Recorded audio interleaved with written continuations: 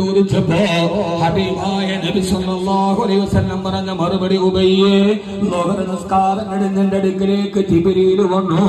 എന്നിട്ട് അല്ലാഹുവിന്റെ ദൂതമായി വന്ന ജിബ്രീൽ അലൈഹിസ്സലാത്തു വസ്സലാം സൂറത്തുൽ ബയ്യിന ഉബയ്യ് ഇബ്നു കഅബിന്റെ മുമ്പിൽ പോയി ഓതാൻ പറഞ്ഞു. ഉബയ്യേ, അതുകൊണ്ട് നീ ഒന്ന് സൂറത്തുൽ ബയ്യിന പാരായണം ചെയ്യുമോ?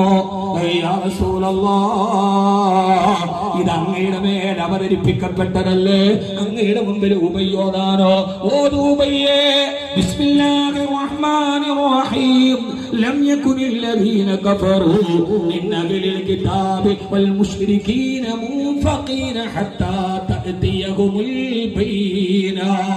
ഉബയ്യ് ഇബ്നു കഅബ് റളിയല്ലാഹു അൻഹു ആ ചതുർ മനുഷ്യരിൽ നിന്ന് 4 പേരിൽ നിന്ന് ഖുർആൻ പഠിച്ചോളൂ എന്ന് ഹബീബ് സാക്ഷ്യപ്പെടുത്തിയ നാവിൽ നിന്ന് ഖുർആന്റെ മധുരധാര ഒരു സ്വരമാതിരി പോലെ